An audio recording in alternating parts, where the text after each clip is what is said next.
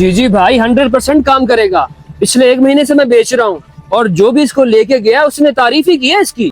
चलें ठीक है भाई, फिर आधा किलो कर दें। जी भाई ये 1000 का आधा किलो है, कर दूं?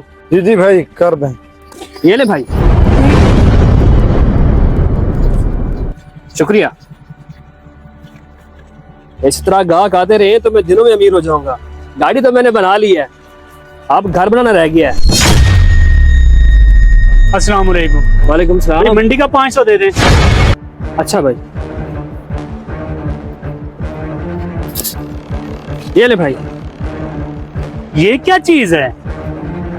पीला करेला, पहले तो कभी नहीं देखा।